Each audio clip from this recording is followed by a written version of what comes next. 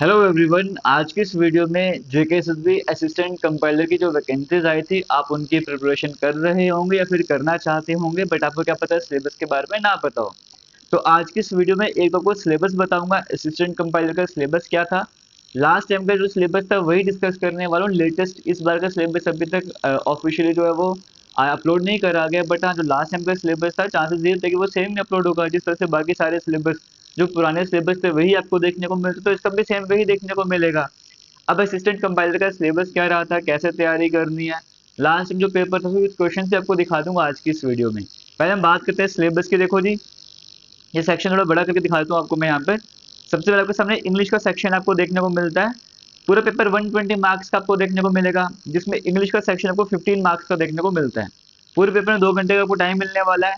English वाले section में आप देखोगे पैराग्राफ है, एडिटिंग है, रीअरेंजिंग जंबल सेंटेंस है, डायलॉग है, नरेशन है, मॉडल्स हैं, फिर आर्टिकल्स है, फिर पैराग्राफ्स में होमोफोन्स फ्रेजेस वगैरह देखने को मिलते हैं, क्लॉजेज है, पंक्चुएशन है, प्रोनाउंस है, प्रीपोजिशन है, इडियम फ्रेजेस है, सिनोनिम एंटोनियम है।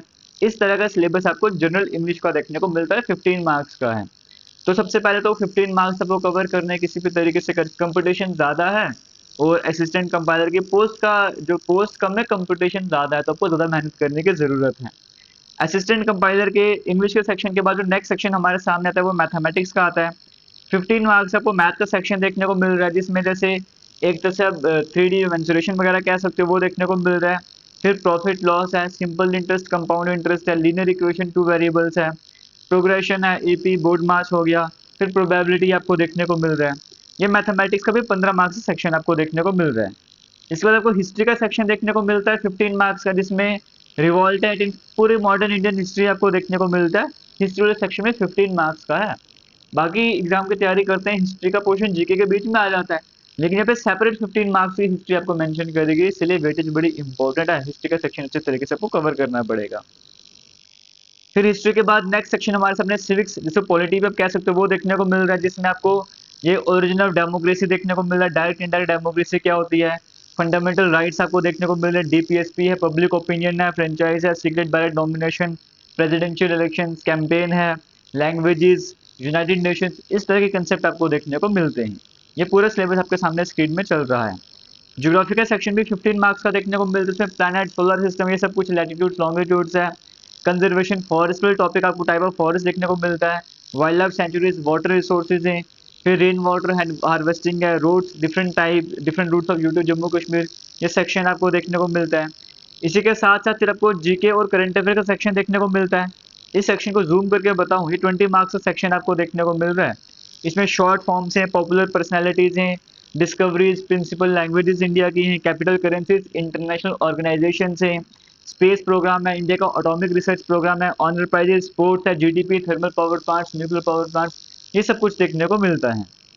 इसी के साथ साथ बाकी लास्ट 2 सेक्शन और देखने को मिलते हैं, जिसमें जीके जम्मू कश्मीर और रीजनिंग का सेक्शन देखने को मिलता है।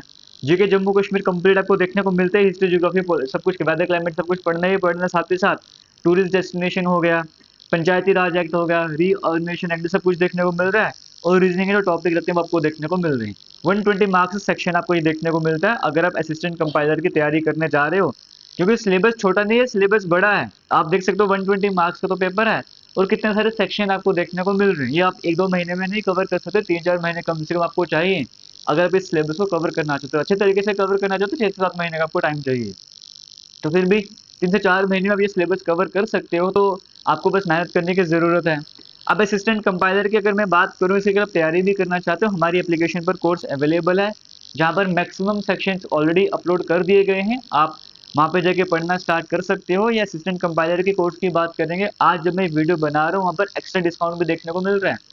ऑलरेडी कोर्स का प्राइस 550 रहता है, आज उस पर एक्स्ट्रा डिस्काउंट भी चल रहा है। आपने AST2026 कूपन कोड अप्लाई कर लेना है। अगर आप ये कूपन कोड अप्लाई करते हो AST2026, कूपन कोड में एक बार लिख देता हूँ, AST2026, अगर आप ये कूपन कोड अप्लाई करते हो तो आपको एक्स्ट्रा डिस्काउंट और मिल जाएगा असिस्टेंट कंपाइलर वाले कोर्स में।